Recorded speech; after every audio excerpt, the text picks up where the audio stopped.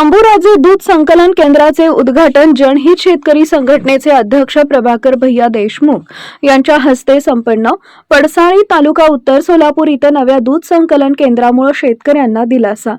मुक्काम पोस्ट पडसाळी तालुका उत्तर सोलापूर इथं शेतकऱ्यांच्या दृष्टीने महत्त्वपूर्ण ठरणाऱ्या शंभूराजे दूध संकलन केंद्राचं उद्घाटन दिनांक 20 फेब्रुवारी रोजी सायंकाळी 7 वाजता जनहित शेतकरी संघटनेचे अध्यक्ष प्रभाकर भैया देशमुख यांच्या शुभ हस्ते संपन्न झाले.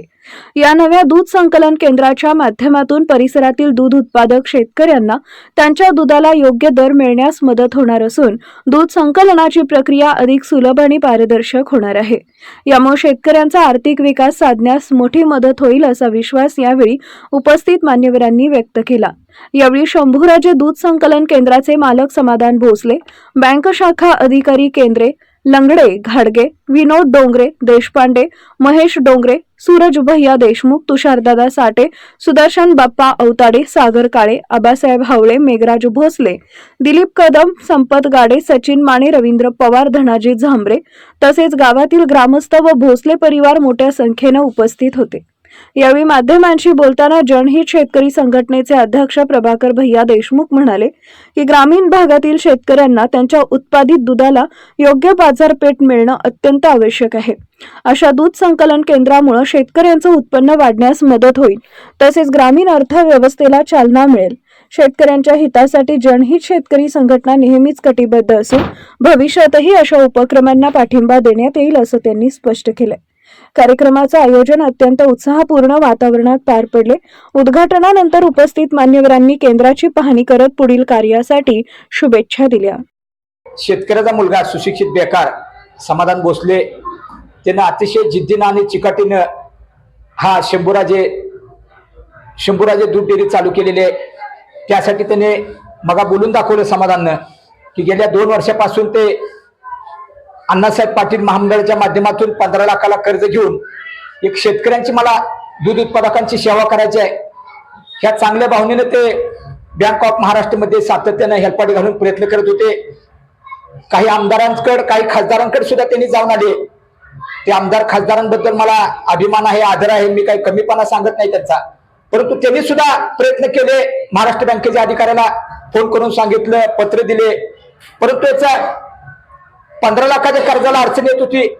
विशेष म्हणजे पत्रकार बंधूंना आणि शेतकरी बांधवांना मी सांगू इच्छितो या मीडियाच्या माध्यमातून की याचं पशुखाद्याचं दुकान असताना, दूध उत्पादनाचं संकलन जास्त असताना संबंधित अधिकाऱ्यांनी सुद्धा एखादा युवक बेकार पायावरती उभा राहतोय, ज्या अण्णासाहेब पाटील महामंडळानं 15 लाखाचा 4.5 लाखापर्यंतचा परतावा दिला होता आदरणीय नरेंद्र पाटील साहेबांनी, तरी सुद्धा बँकेचे अधिकारी मनमानी कारभार करून लोकप्रतिनिधीचा अवमान करत होते.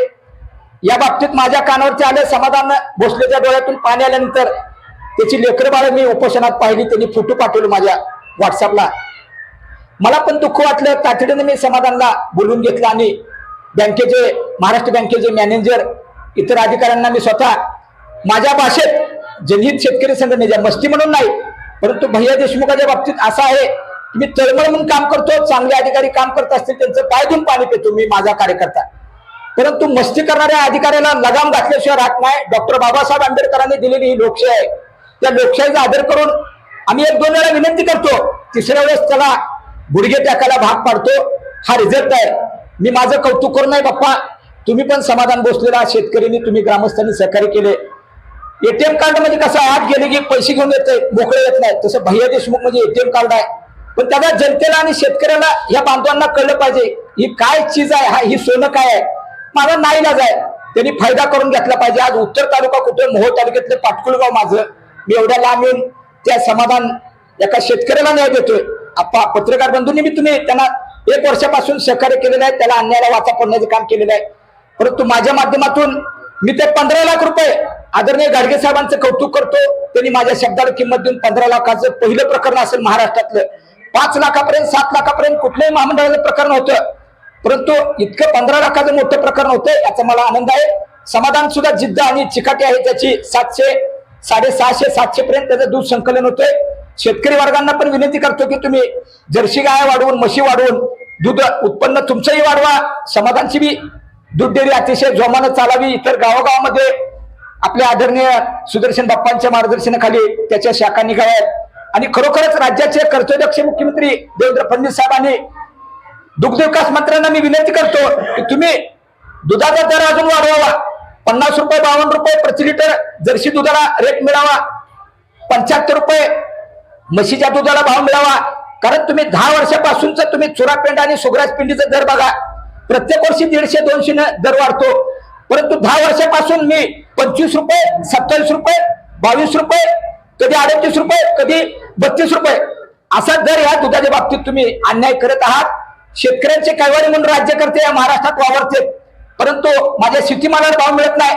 100 रुपयाचा स्टॅम्प 5 पट किमतीने 500 रुपये देतो आणि 10 वर्षाखाली जी द्राक्षे आम्ही 30 रुपये किलोने घेतली तीच द्राक्षे आज पण दुःख वाटते. गाड्यावर आम्ही गेलो तर 30 रुपये किलोनं तो शेतकरी डोळ्यात पाण्याने निघतोय.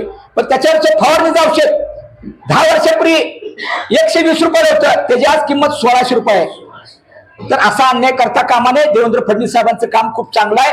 तुमची केंद्रात सत्ता, राज्यात सत्ता आहे. माझी भावना आहे माझा शेतकरी जिवंत राहायला पाहिजे. अख्ख्या जगाला अन्न पुरवठा करणारा हा शेतकरी जिवंत राहायला पाहिजे आणि भविष्यात सुद्धा शेतकऱ्यांनी आळस न करता प्रत्येक विषयाबाबतीत आपल्या मालाला असू द्या, रस्त्याचा प्रश्न असू द्या, पाणी प्रश्न असू द्या, प्रत्येक बाबतीत जर पिटून नाही उठला शेतकरी तर भविष्यात आपल्याला हे सर्व राज्यकर्ते पक्षाचे नेते खड्डे खांदून पुरल्याशिवाय राहणार नाहीत. ही वेळ तुमच्या आयुष्यपणामुळे आहे. कर्तृत्वाला पेटून उठला पाहिजे शेतकरी, तर भविष्यात आपल्याला न्याय आहे. या दुःसंघाच्या निमित्तानं माझं हस्ते उद्घाटन केला एका गरीब सामाजिक कार्यकर्त्याचे हस्ते. त्यामुळे तमाम या पडसाळी गावच्या ग्रामस्थांचा आणि जनित शेतकरी संघ शाखा अध्यक्ष त्यांचे सर्व पदाधिकारी कार्यकर्ते आमचे त्यांच्या सगळ्यांचे मी मनापासून आभार मानतो. आज शंभूराजे दूध डेअरी संकलन केंद्र पडसाळीचे उद्घाटन महाराष्ट्र राज्य जनहित शेतकरी संघटना संस्थापक अध्यक्ष प्रभाकर भैयासाहेब देशमुख यांच्या हस्ते झालेला आहे व पडाळे गावचे आमचे मित्र सुदर्शन बाप्पा अवताडे यांच्या हस्ते झालेला आहे. आज मी 2024 पासून 2 वर्षाचा लाभ देतोय.